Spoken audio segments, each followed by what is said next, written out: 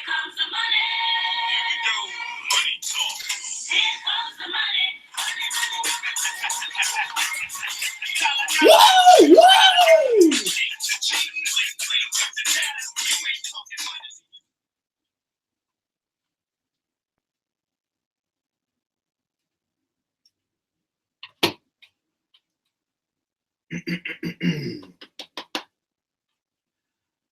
Ladies and gentlemen, please welcome, please. How do you please someone? Well, please. Anyways.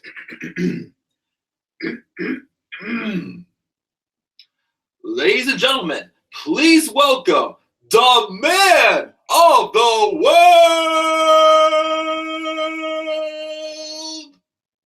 Mike Ruggiero! That's right, Shane O'Mac. You claim you are the best in the world because you want to. No, I'm sorry. You don't claim it's because you want a trophy. You claim that's the case because you were born that way.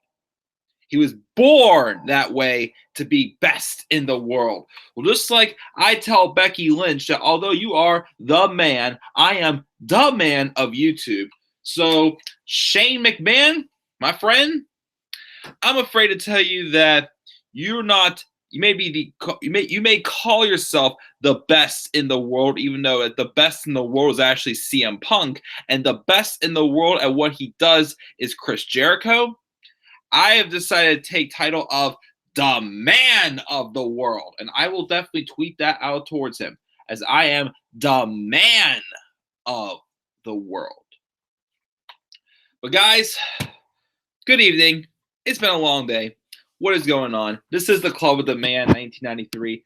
I am here to give you finally a live review, as I spent hours earlier this evening trying to do my live review of NXT TakeOver San Antonio, which I will be doing after I do my 205 live review tonight.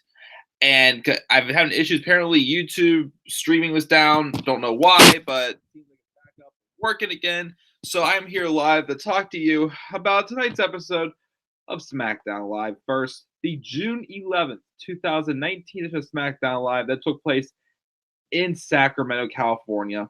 And like Raw, this is a really lackluster show once again. And why? Because SmackDown Live is not SmackDown Live anymore. To me, it's SmackDown again. From the moment the brand split dropped a few years ago, back in 2011, and SmackDown just became a recap show. That's what it feels like. Because most of the stuff that happened tonight could have happened last night. Or, didn't need to happen at all. And stuff that just makes absolutely no sense. Although there is one storyline, I will give a little bit of leeway to that. I kind of get a little bit. I still don't find it that exciting. But I kind of get it just a little bit. So let's talk about this show. First, check the live chat. And we got Tyler saying as usual, South Georgia needs to be in charge, and the wild card rule sucks. And he's playing Mortal Kombat 11 is better than this Broadfest. Broadfest. I don't know what you mean by Broadfest. But thank you for joining me, though, Tyler. Good to have you on here. And again, good to be able to do these live streams, since again, YouTube was just having issues with their streaming earlier today, so that's why I wasn't able to. I was literally opening up the Google Hangouts, and then before I hit the start broadcast button, it was appear at 99%. Wouldn't budge or anything. But I am finally here, so let's talk about SmackDown Live first. Then we'll do a 205 Live, and then I'll do my next retro review in my NXT TakeOver series, as we'll talk about NXT TakeOver San Antonio. Once again, you're listening to the man of the world, Mike Ruggiero. That's right. Because once again, I'm dubbing at Shane McMahon. I am the man of the world. You got that, Shane O'Mac? Well, let's talk about the show. The show opens up with an episode of Miz TV. So first off, let's keep track here for a second. Miz comes out. One wild card, right? That's the first wild card. I'm going to be, being a jerk here and getting on Vince again. I began him on Twitter recently. So he comes out, and he basically has to read a note card to introduce his guests, which just end up being Drew McIntyre, and then the the pest of the world, as he called him, Shane McMahon, who also comes out with Elias. The three of them come out. Usual intro, Shane McMahon has to tell Greg Hamilton to introduce him as the best in the world. All this segment was the same exact thing for the most part as last night on Raw. Half hour of Shane McMahon literally just repeating everything that they talked about and on that big celebration last night on Raw. And then basically, he praises how, he has one win and no loss against Roman Reigns. He also has 2 wins and no losses against The Miz. So obviously he's just trying to, get under Miz's skin and before saying, hey, you want another crack at me? This is basically, some of a half an hour of bullcrap that did absolutely nothing. He said, do you want another crack at me? He says, well, if you wanted that, you have to get through Elias. Then if you beat Elias, you have to beat Drew McIntyre. And then you can face me. Well, The Miz faced Elias, and he won. Then he faced Drew McIntyre.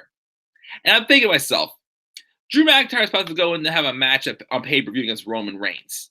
Even though he's already lost him once, he's been looking like a fool and been watered down even more with him and recently pairing up with Shane McMahon. Once again, me saying, why is Shane McMahon helping people out if that's the reason why he turned heel? So it wouldn't have Miz beat McIntyre, but of course McIntyre does win. But afterwards, Shane's like, you know what? I'll give you your match anyways. It's while he's down. Miz gets very little offense in before Shane gets Miz to tap out to that triangle hold submission.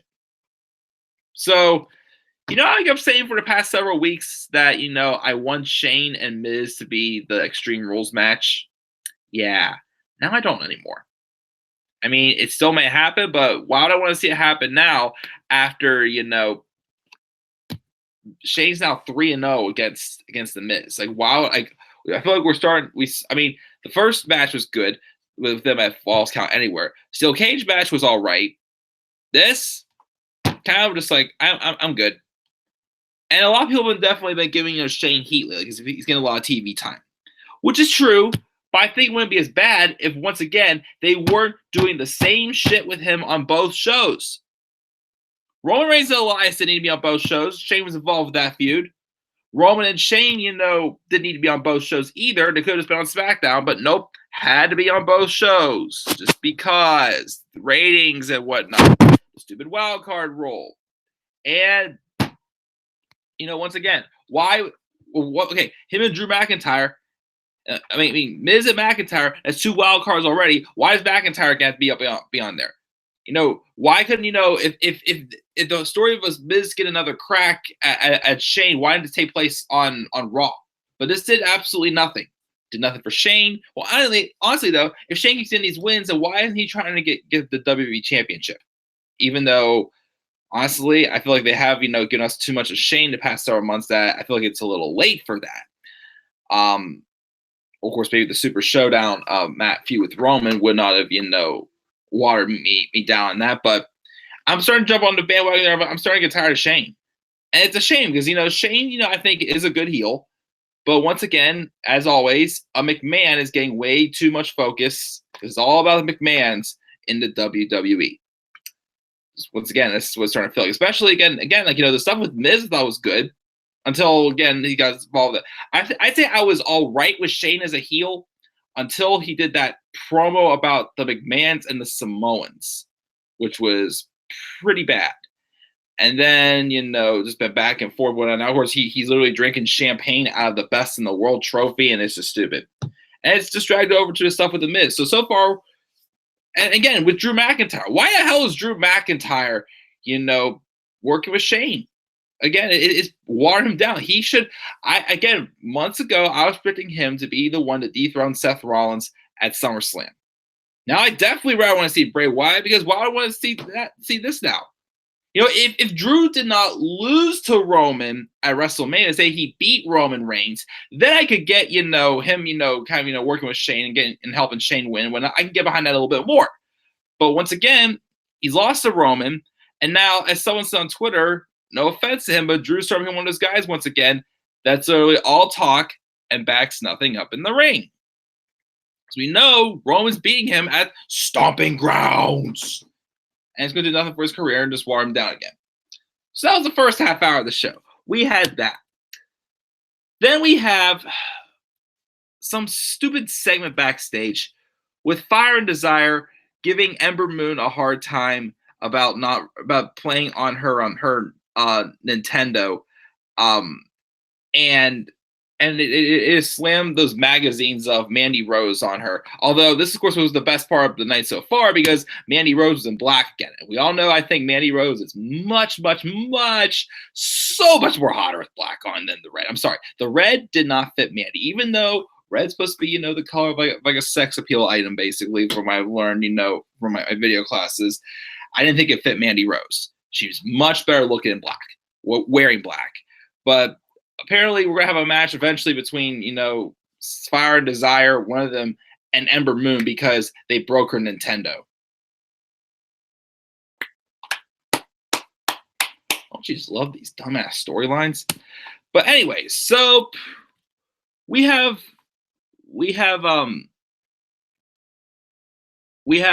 that segment. Then we have this. Get this one. Daniel Bryan came out basically with Rowan, the SmackDown Tag Champions, because again, tag team wrestling still exists this week, as you know, we're found out about tonight and last night. And they said that they plan on putting their titles on the line tonight against the Yolo County Tag Team Champions, AJ Kirsch and Dave Dutra, in a title unification match. And it was literally two random jobbers holding like cardboard box championships. That were obviously fake as hell. Then out come Heavy Machinery saying,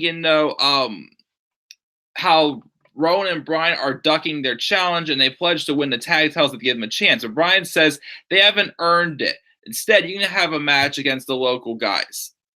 So they wrestle these jobbers and they win. I guess they are now the YOLO tag team champions or whatnot. And I guess now, if you want to win it, besides the fact that, if you want a chance at their titles, all you got to do is ask. Which, again, I hate that line because that should not be the case. And also, apparently now, you can earn a tag title opportunity by beating jobbers. Welcome to this world, guys. Now SmackDown Live again shows you can beat jobbers. Or earlier in the year, SmackDown showed you didn't have to qualify for an Elimination Chamber match, but also now you can beat jobbers, and that means you earn an opportunity. So let me get this straight here. So let's say, I go in, I'm just some random guy who shows up, and I beat, I beat Jinder Mahal. That means I deserve a world championship opportunity, right? I mean, Bryan and Rowan versus Heavy Machinery sounds like a fun match. But once again, they earned this because they beat jobbers. Heavy Machinery is going to be getting a tag title shot because they beat jobbers. How silly does that sound, right? Sounds silly? Yeah. It sounds funny? No. It's pathetic. I don't like it. Then talk about, as the Lex Band says, making the 24/7 title involving a bunch of buffoons. Get this one. R-Truth and Carmelo are trying to hide backstage. They hear a noise, and then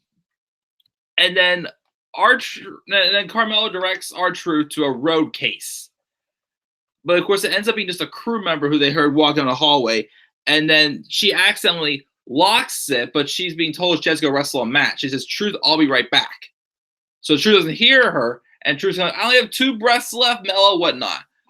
But then comes Jinder Mahal, who hears Truth freaking out. So Mahal tries to this very bad female voice, basically, imitating Carmella, saying he's going to go get more help and get a crowbar. Of course, Truth does not hear it.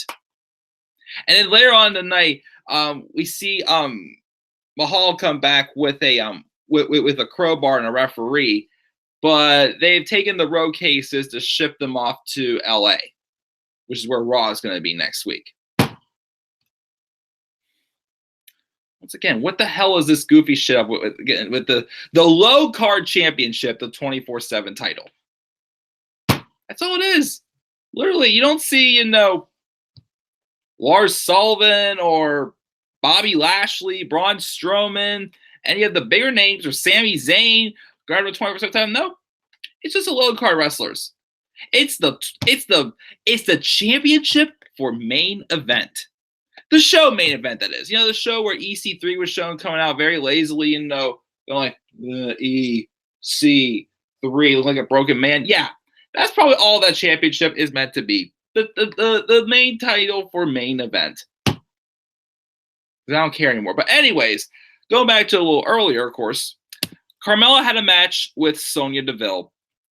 It was what it was. As usual, Mandy Rose tried to get involved because we got to remind once again, oh, that's right, they're a tag team.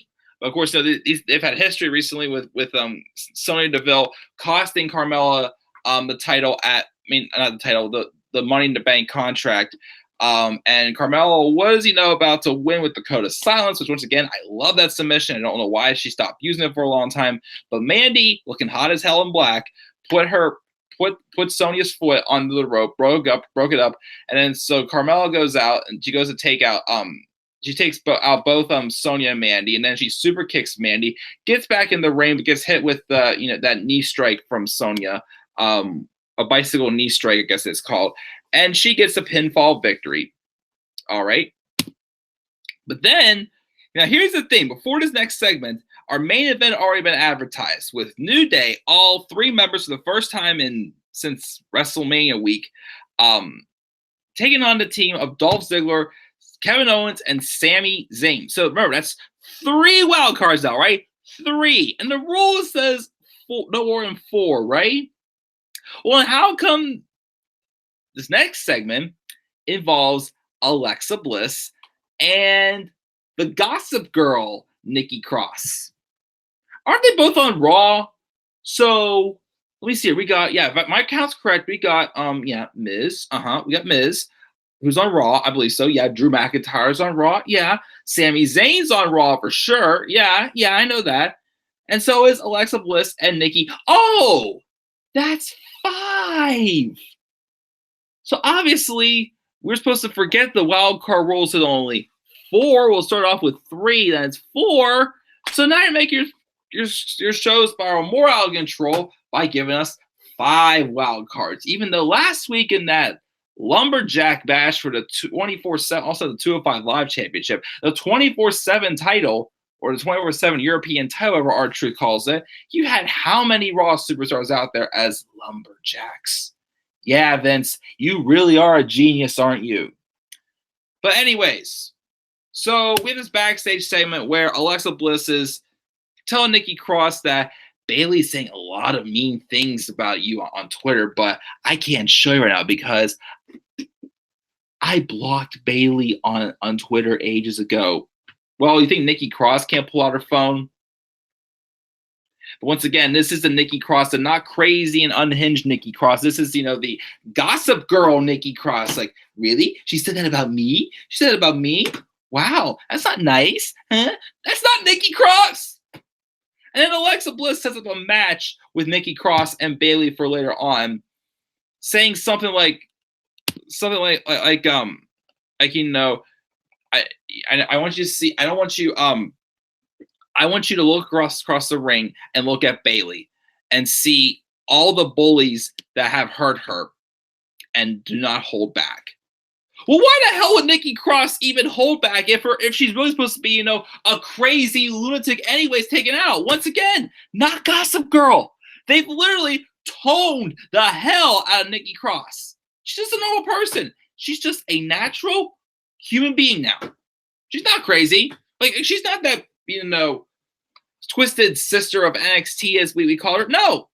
she's just a normal girl who likes to gossip.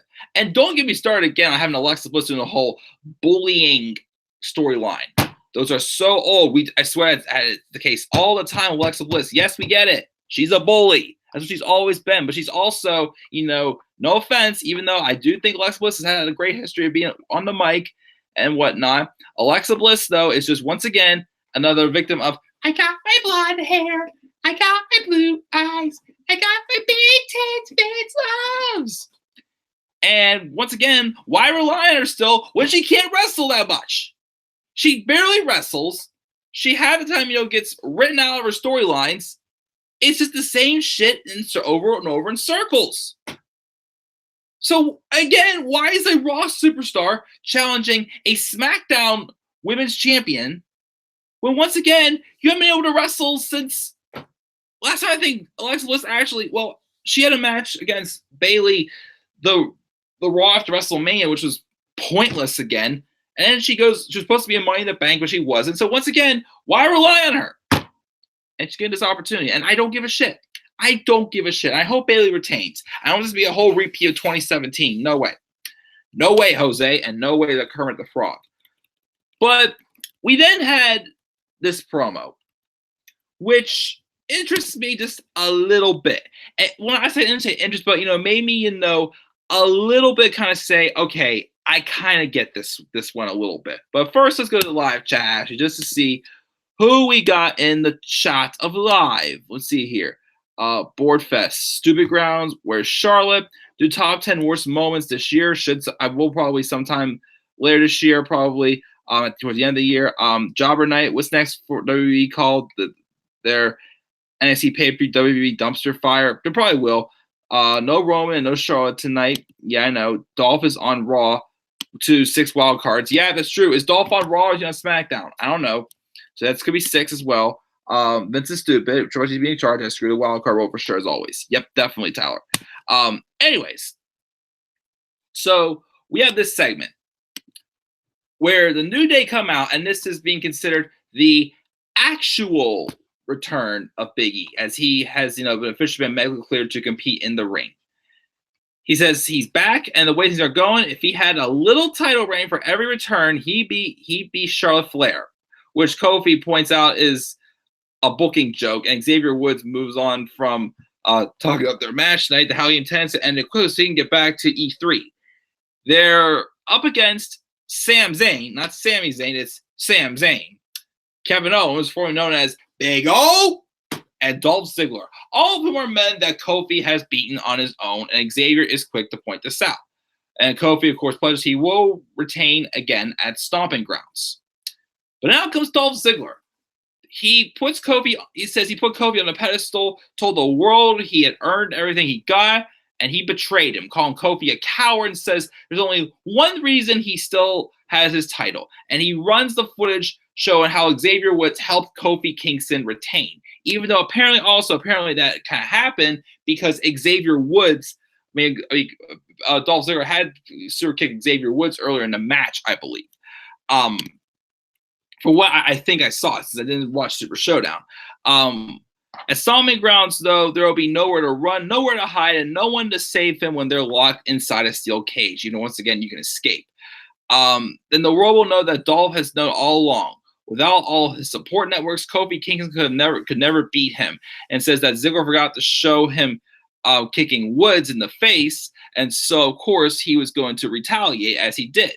Well, out came both Kevin Owens and Sam Zayn, the wild card, how they don't care who we like, they care about righting wrongs.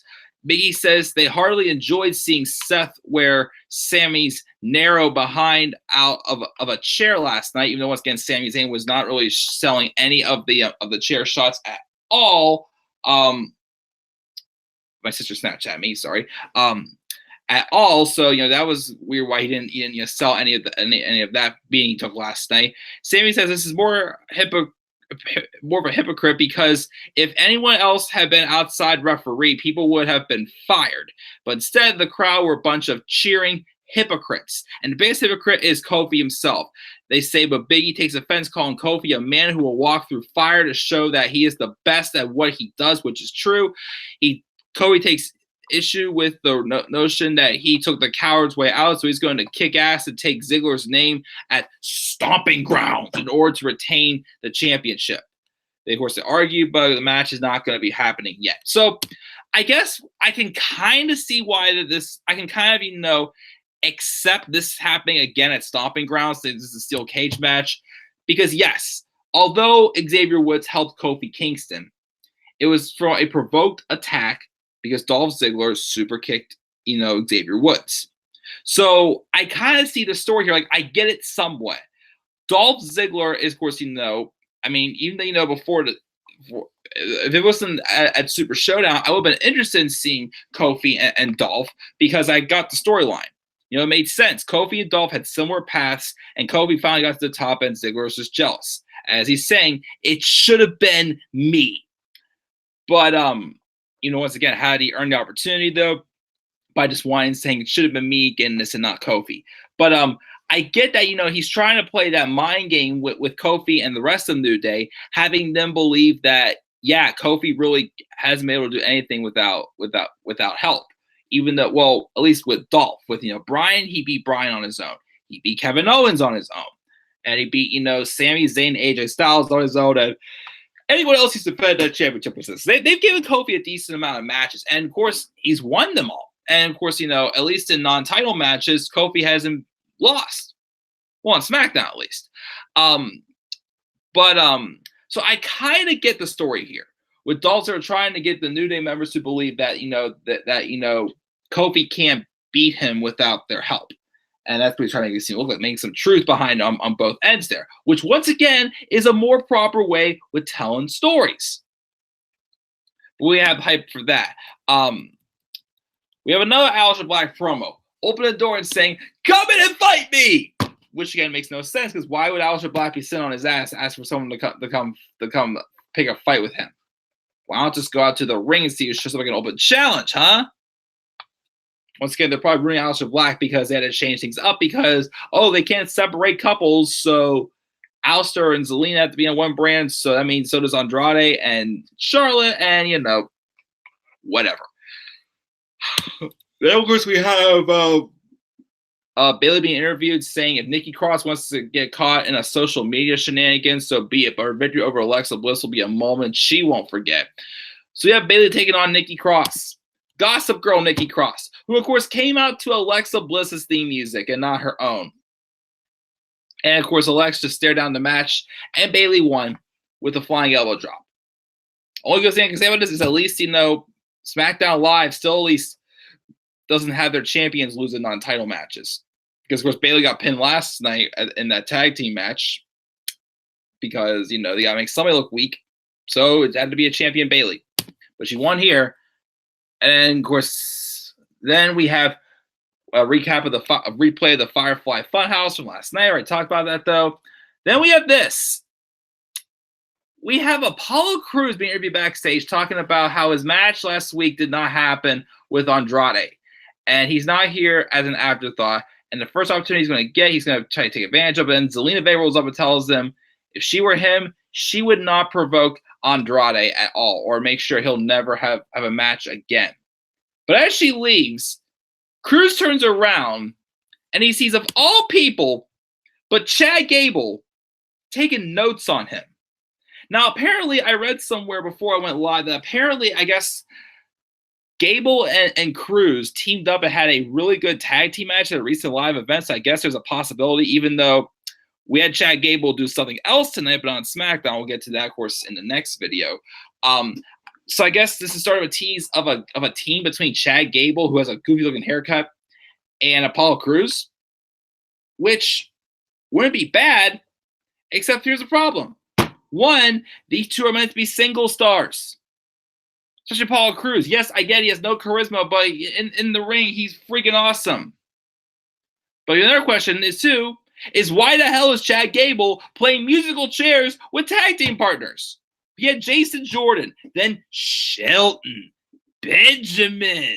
Then he goes over to Raw randomly. Supposed to be going over to Raw to be a single star. Barely does anything, and what happens? He's randomly teamed up with Bobby Roode. Or, I'm sorry, now he's Robert Roode. Then he's moved over to SmackDown again. And now they're teasing another tag team with him and Apollo Crews. Yeah, I'll give Apollo Crews something to do, maybe if this is what they're going for. But once again, why is Chad Gable playing musical chairs with tag team partners? Even though there's something else he's going to be doing now. We'll get to that in the next video. But we had that. Then we had our main event. Dolph Ziggler, Kevin Owens, Sami Zayn taking on the New Day. Back to full strength since Big Easy, action again. Not a bad tag match. I mean, had some solid action to it. But of course, what happens as usual? Sami Zayn, remember I said last night how he's basically just a heel like Dolph Ziggler? He just does nothing but eats pins. Yeah, Sami Zayn gets pinned. I mean, yes, of course, Kofi got the winning pin, taking out both Ziggler and Zayn with a Trouble in Paradise to each one individually. But once again, Sami Zayn, why is he still here at this point? At this point, again, watching last night's Raw, just how he basically is just a guy that is booked to want people to want to see him get his ass kicked and not get anywhere. It just makes me really miss the old Sami Zayn, but the NXT Sami Zayn. But what do I know? But that's my SmackDown Live review, guys. Let's check the polls on Twitter for what grade you have SmackDown Live. 5 votes for that. Nobody said A. 20% said B. 20% said C. And 60% said D or lower. And what show did you enjoy more this week? They're both lackluster, Raw or SmackDown Live. 13% said Raw. 87% said SmackDown Live. I can't decide which episode sold better. They both stunk. I gave them both D pluses. D plus for SmackDown Live, just my opinion. Tyler's not watching Stomping Grounds. 2019 is the worst year ever so far. I gotta agree, even though some of the pay-per-view's been good, but it's the whole product in general. It pretty much sucks for WWE. 24/7 Championship is funny. Who has it? R-Truth. What's up? Yep. Here's my word for this stupid shit. Sammy's a jobber. Drew and Miz did not save the show. No way. C- he gave it. And he misses AJ, Miz, Ray, and Joe. But yeah, guys, that's going to be it for SmackDown Live review this week, guys. Again, D+, in my opinion. Stay tuned as I have 2 more live reviews to come. Next is 205 Live, and then my retro review of NXT TakeOver San Antonio. Those will be next. So, guys, we're talking SmackDown Live this week. Leave us down in the comment section below. Just always a slap a like in my videos. Subscribe to my channel. Follow me on Twitter at DemandAir93. I'll check out my WrestleMania Experience documentary found in the description box down below. And just remember, I am now the man of the world, Mike Ruggiero. I'll see you guys in a little bit for my 205 review. Peace out, everybody.